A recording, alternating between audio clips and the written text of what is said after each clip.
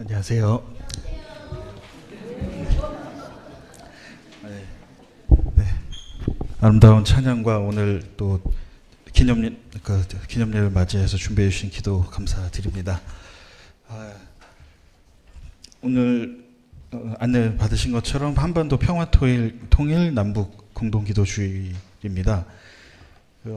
2013년에 세계교회협의회가 10차 총회를 부산에서 열었습니다. 그때 광복절을 앞둔 주일을 한반도 평화통일 공동기도주일로 지키기로 약속을 했었고, 해마다 이 시기가 되면 이제 공동 예배를 드리게 되었습니다. 오늘 저희가 함께 읽은 기도문도 매년 새로 만들어져서 함께 공유를 하게 되는데요. 한 가지 안타까운 것은 이것을 저희가 제안하여 초안을 만들지만 북쪽에서 응답을 받을 수가 없어서 계속 남측 초안이라는 이름으로만 기록이 남고 있다는 점입니다. 2019년에 북미 정상회담이 갑자기 중단되면서 남북 관계가 경색 국면으로 들어갔습니다. 저희가 다 기억을 하고 있죠. 이후에 저희 쪽에서 노력을 많이 했지만 정권이 바뀐 후에 서로에게 무력을 사용하지 않기로 했던 9.19 군사 합의가 파기가 되었고, 지금 아시다시피 대북 확성기 방송도 다시 계속 이어지고 있습니다. 올해 2024년 1월에 북한이 남북관계를 적대적 두 국가라고 선언하면서 군사적으로 대치 중이라는 점을 명확하게 밝혔습니다. 이 선언이 문자 그대로 적대 행위를 전면적으로 벌이겠다는 뜻은 아니고, 더 이상 우리가 남한 쪽에서 경제적으로나 외교적으로 얻어낼 이득이 없다라는 현실을 반영한 선언이라고 보는 분석도 있습니다. 그러나 어쨌든 그동안 남북은 서로를 특수한 관계로 인식하고 이해해왔는데, 이 선언이 그동안 우리가 회복하고자 해왔던 관계 전체를 부정하겠다는 뉘앙스를 담고 있기 때문에 그동안 들였던 모든 노력이 물거품으로 돌아가는 것으로 느껴져서 무겁게 다가왔었습니다.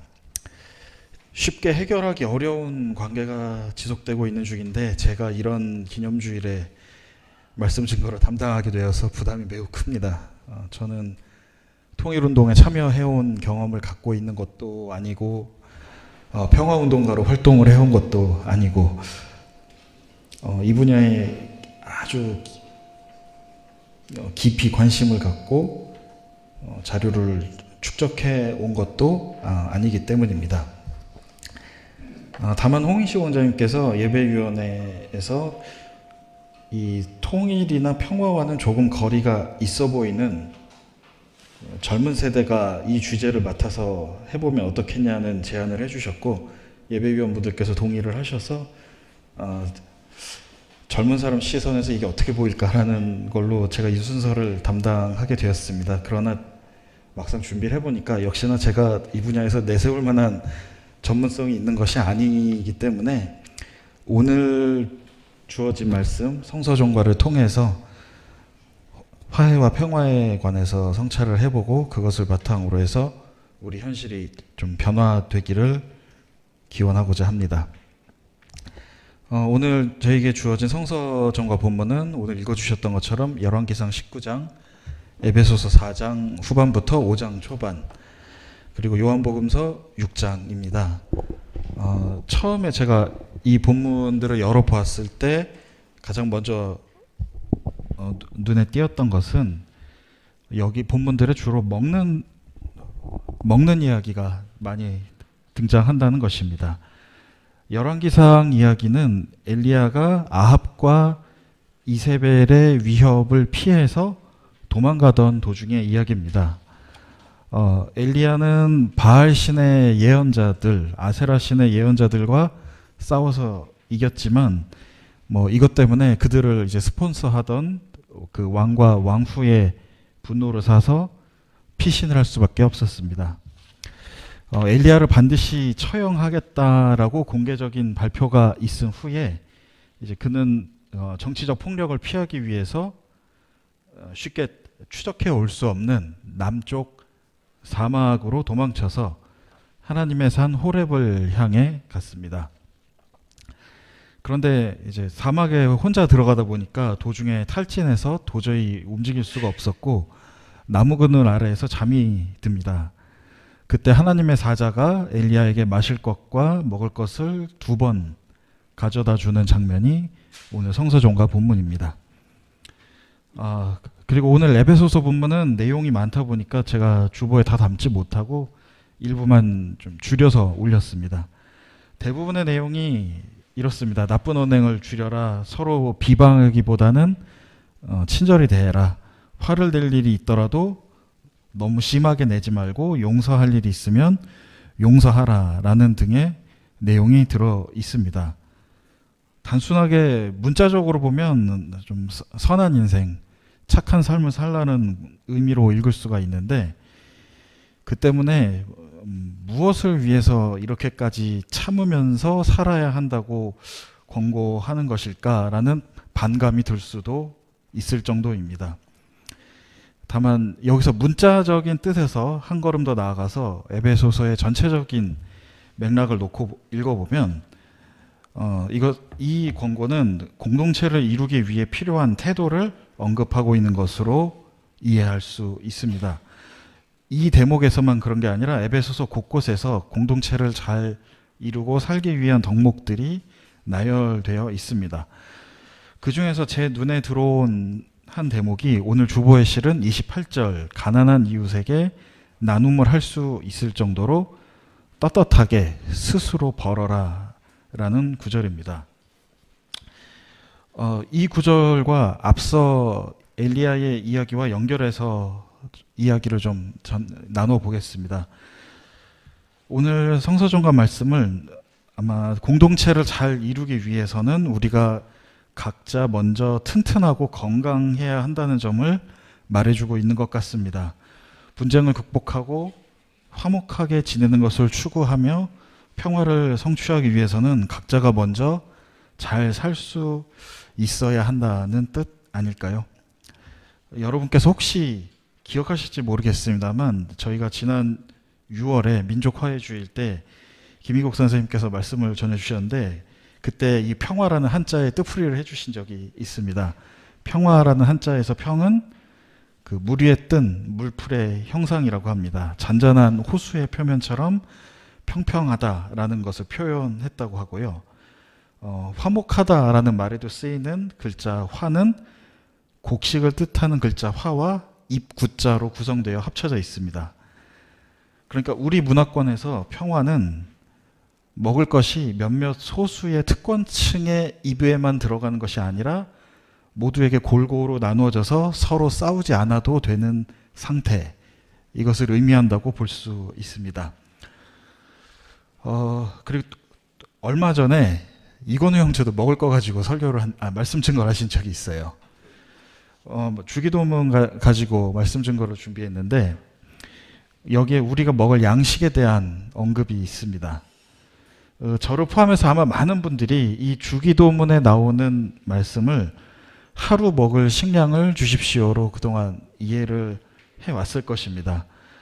그래서 이 구절은 그리스도인들이 지나치게 많은 욕심을 낼 필요 없이 그날 먹을 것을 하나님으로부터 그날 받으면 충분하다라고 이해하고 있었을 것입니다. 그런데 이날 말씀 증거에서 이건우 형제가 헬라어를 분석해 보니까 하루를 사는데 필요한 양식이라는 헬라어를 뜯어보니 존재를 넘어서서 우리가 존재하기 위해서 충분한 음식을 구하는 것으로 이해할 수도 있다라는 해석을 제시해 주었습니다. 그러니까 오늘날 표현으로 이걸 바꿔서 얘기해 보면 우리가 살기 위해서는 최저임금만으로 충분한 것이 아니고 충분한 임금이 좀 필요하다라는 것으로도 이해할 수가 있을 것입니다. 이 기도가 그러한 내용을 담고 있을지도 모른다는 것이죠. 한반도 평화주의를 맞이해서 주님의 평화, 그리스도께서 주시는 평화가 직접적으로 언급되어 있는 본문이 우리에게 주어진 것이 아니라 여기 오늘 보신 것처럼 주로 먹을 것이 언급되어 있는 본문이 주어진 것은 아마도 이러한 의미가 숨겨져 있었기 때문 아닐까 저는 그렇게 짐작합니다. 우리가 평화를 이루기 위해서는 그것을 위한 충분한 조건이 갖추어져야 한다는 것을 오늘 본문들이 보여주는 것 같습니다. 우리가 화목하게 생명을 유지하기 위해서 음식이 필요합니다. 그저 입에 풀칠할 정도만 필요한 것이 아니라 에베소서 4장 본문에 나온 것처럼 타인을 약탈하고자 하는 욕망이 끌어오르지 않을 수 있는 그런 충분한 양의 그리고 넉넉한 삶이 우리에게 필요합니다. 서로를 침략하거나 약탈하지 않고 스스로 자기 존재를 당당하고 따뜻하게 유지할 수 있는 그러한 조건이 필요할 것입니다. 남과 북이 서로가 지금 각자 많이 어려운 상황입니다. 북한도 홍수가 나고 가뭄이 들고 식량난이 있다고 하고 중국과 러시아에서 원조를 받는다고 하죠. 그러면서 저희가 보내는 원조는 또 안 받겠다고 답도 안 한다고 합니다.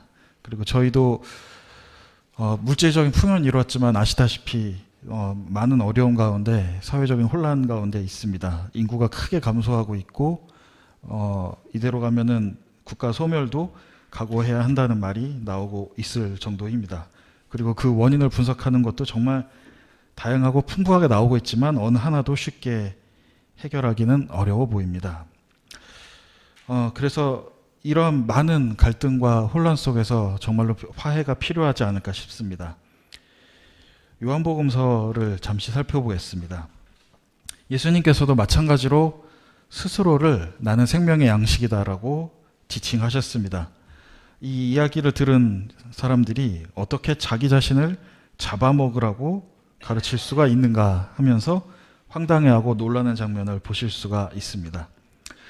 그러자 예수님께서는 나는 그런 문자적인 수준에서 말을 하고 있는 것이 아니라 하늘에서 주어질 빵, 이 세계에 생명을 나누어 줄 음식을 말하고 있는 것이다. 그렇게 가르치십니다. 역시 예수님께서도 앞서 나온 본문들처럼 음식의 비유를 통해서 생명을 살리고 존재가 유지되는 것을 말씀하고 계십니다. 그러면서 오늘 저희가 자연스럽게 이 대목에서 예수께서 성만찬을 언급하고 계신 것을 볼 수 있고 여기에 시선을 돌릴 수 있습니다. 예수께서는 생명을 살리고 존재를 유지하는 데 필요한 양식으로 우리와 함께 하신다고 말씀하십니다. 하지만 그게 당장 물질적으로 저희와 함께 실제하는 것은 아니죠. 다만 저희는 성만찬을 통해서 성찬식을 통해서 예수께서 생명의 양식으로 우리와 함께 하고 계신다라고 그 상징을 나누고 그 뜻을 공유하고 있습니다. 세계에 많은 교회가 있고 여러 교회에서 다양한 종류의 예식문을 통해서 성찬을 치르고 집행합니다. 그 집례 가운데 꼭 화해의 주님 그리고 평화의 주님을 저희가 간곡히 부릅니다. 우리를 서로 화해하게 하시고 용서하게 하시고 또 주님께서 하나님과 우리의 끊어진 사이를 다시 이으셨으니 이 성찬을 통해 생명의 양식이신 예수 그리스도를 같이 기억하고 공유하고 향유하면서 주님을 기억하고 평화와 화해를 기원합니다. 물론 우리가 현실에서 바로 평화와 화해를 이룰 수도 없고 하나님 나라를 우리가 이 손으로 바로 이끌어낼 수 있는 것도 아니기 때문에 우리가 이 상징을 통하여 미리 하나님 나라를 맛보고 생명의 양식을 나눈다는 의미를 담고 있습니다. 이런 상징으로 당장 이룰 수 없는 것을 어쩌면 약간 미래적인 것을 보여준 분들이 얼마 전에 있었습니다. 제가 말씀 증거하는 시기가 공교롭게도 올림픽 기간과 겹쳐가지고 세계 각지에서 이제 프랑스의 선수들이 모여들었는데 이 선수들은 서로가 오로지 자신의 경기력 하나만을 가지고 자신들의 노력과 서로의 성취에 대해 인정한 자신들의 존재를 탄탄하고 아주 튼튼하게 만든 그런 선수들일 것입니다. 그들이 국경도 국가도 국적도 서로 분쟁하고 있는 정치적인 관계에 상관없이 함께 모여서 오로지 올림픽이라는 무대에서 겨루고 서로를 존중하고 인정하면서 함께 사진을 찍을 수 있는 것. 이것이 성만찬하고 뭔가 비슷한 점이 겹쳐 보여서 제가 여기에 담았습니다. 당장 이룰 수는 없지만 언젠가 우리 미래 세대가 이룰 수 있지 않을까, 평화와 화해를 이루는 그러한 모습이 이런 모습이 되지 않을까라는 마음을 담아서 이 사진을 한번 제가 올려봤습니다. 지금 당장은 아닐지라도 우리가 남북이 넉넉하고 여유 있게 마주 앉아서 식탁에서 교제를 나눌 수 있는 날이 오기를 기대합니다.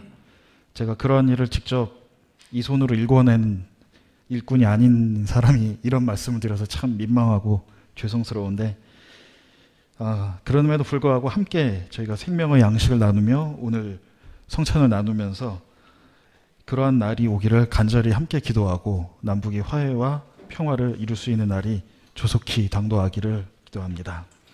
오늘 만찬이 우리의 미래가 성취되는 것을 조금이나마 맛보고 엿볼 수 있는 시간이 되기를 간절히 기도하겠습니다. 감사합니다.